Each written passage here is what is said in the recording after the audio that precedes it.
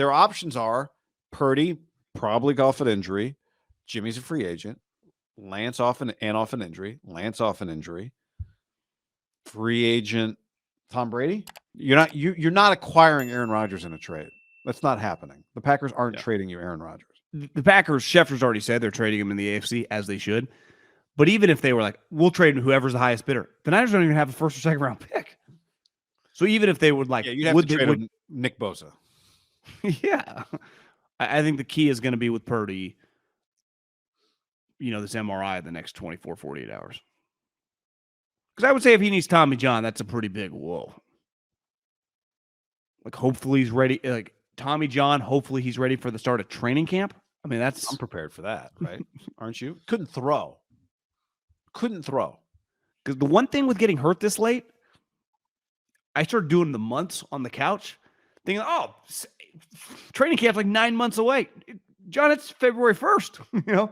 You're actually not that far away. OTA start around the draft. The draft is 2 months away. Super Bowl's going on right now, I guess, or 60 days away. 65. February's a short month. February, March, I guess the end of April, so 3. But you start practicing before the draft, right? Guys come in. You also have your team.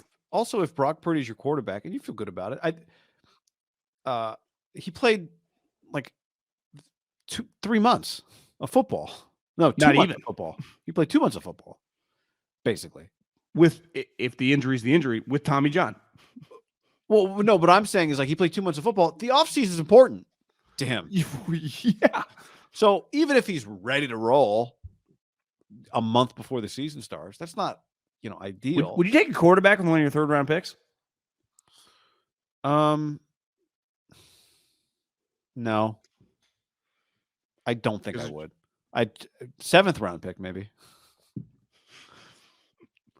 I don't think I wouldn't. No, I would not. Because I've got two guys that when they're I've got a starter and a backup when they're healthy. With a broken foot and a Tommy John. Yeah, neither one will be healthy at the time of the draft. Well, Trey might be. If he's got Tommy John, obviously Brock's not.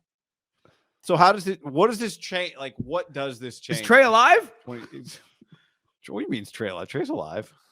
No, I'm saying the Trey's repping all the first. It's just. What does this do for 23? If he has significant elbow surgery, let's just say that.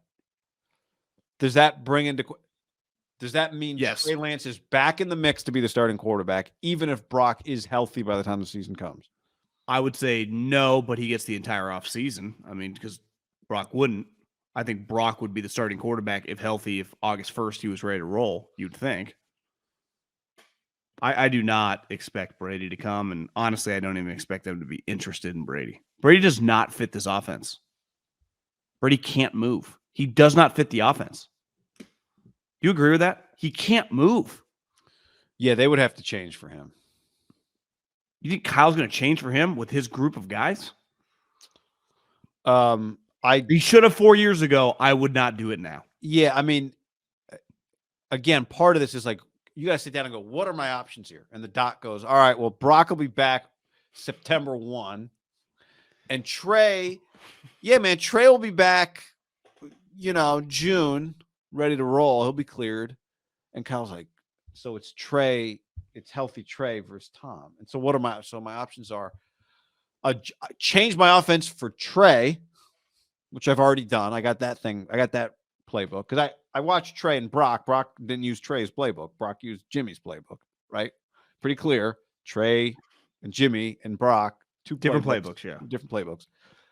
So, like, I think I do, even though I fundamentally agree with you, I do think that's got to be part of the thought process. It's like, well, do I want to change it for Tom or hold my breath that Brock's going to be back and ready to roll? Or we'll just try the Trey thing. And we felt okay enough about Trey. And I do think I am with you. I think they're going to roll with Trey and Brock because I think they believe in Brock. So worst case scenario, we'll try the thing we tried with Trey until Brock's ready. It's not the worst thing in the world that the quarterback you took third overall has some more time to play and develop.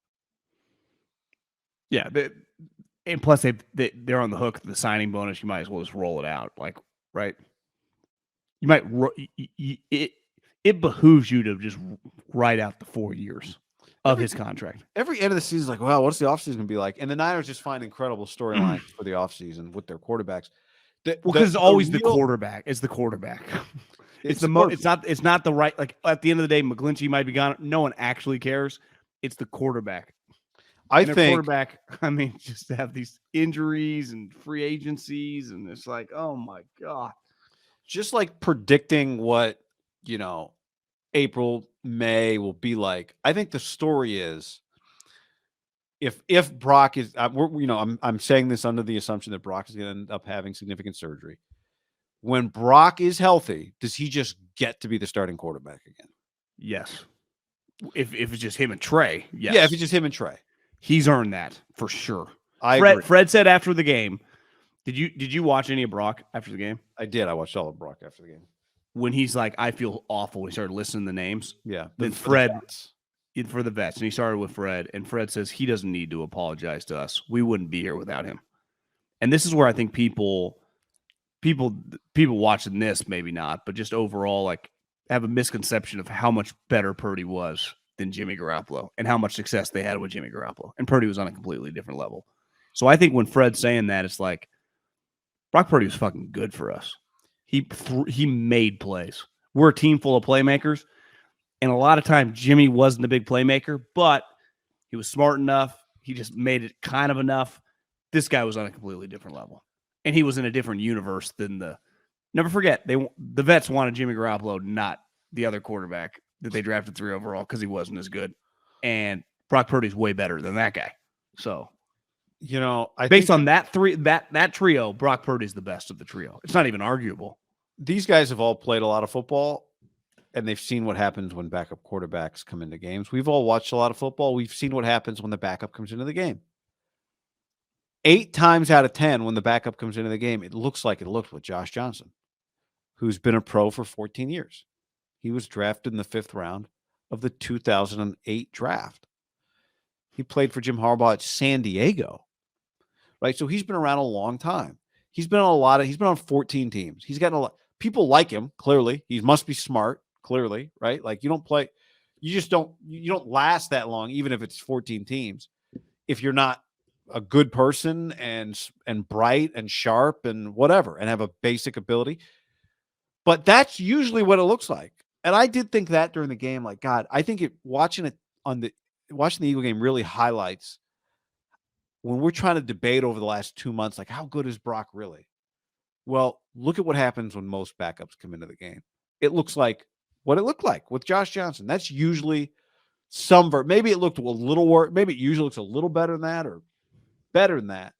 But it's usually much closer to what it looked like with Josh Johnson than what it's looked like with Brock. And it just slaps you in the face like, Brock Purdy looks like a starting. He plays like a starting. He is a starting quarterback. The 49ers starting quarterback got hurt. Their next season's starting quarterback is going to be coming off of an injury.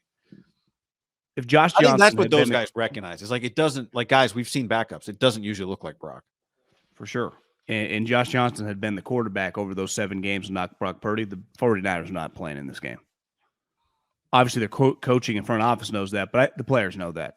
One thing you would say about the 49ers players, would you agree? Extremely high IQ guys. They're core guys. Yeah. Understanding, like, what's good, what's not good, respecting good players. They just get it. Yeah. I'm talking about, like, the top 10 core guys. Like, they get it. And I think they know because they saw it. I mean, they kind of sniffed it out with Trey, like, guys, we got a problem. And it was the elephant in the room in training camp. And you and I were going to these practices. It was the elephant in the room. But everyone trying to be positive. But these guys all had this game on their mind. Like, this is what we're shooting for, to get to the Final Four, get to the Super Bowl. It's not about, like, being the Lions, taking a step. Like, we're trying to fucking win double-digit games and make hay come January. And, like, we don't see it with Trey. Honestly, I don't even think they think Jimmy's some star. They just know that, like, let us carry the thing. Yes. We can get there. Yeah. And then they saw Brock is like, God, this is what actually happens when you get contributions from a quarterback. 16 touchdowns over 7 games. Sky's the limit. And that's why I think you saw in their faces after the game such like they had seen a ghost because they didn't even get a shot. They're like, this doesn't feel fair. And I think most of them said what all of us say in any line of work, in anything in our life. Life sucks. Life cannot be fair at times, whether it's stuff that happens to your family, stuff that you see on TV, kids, anything. Like life is very, very unfair. Sports are no different. And that was what felt like a very unfair moment for people that felt like we were worthy of being here.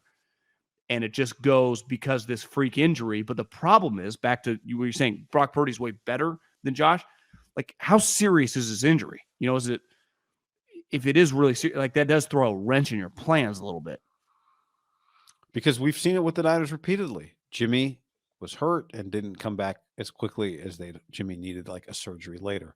Trey got surgery and needed a second surgery after the fact.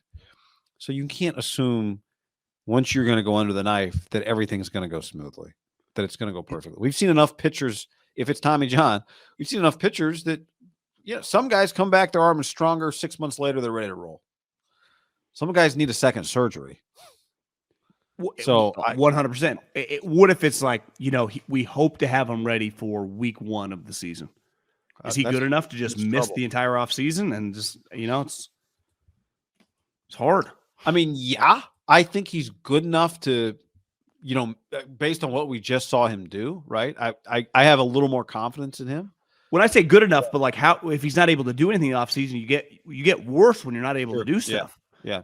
You have new players around you, maybe, right at that point. Most of the core offensive skill guys feel like, right? McCaffrey, Mitchell's 3 games a year, Jennings, Debo, Ayuk all back. Mitchell missed 2 games in 3 seasons in college. In years, like his first year, he didn't play that much, but where was it? 3 games that I texted you? 3 games in 3 years? I think it was 2 games. Whatever it was a small amount. It was 2 games in 3 years.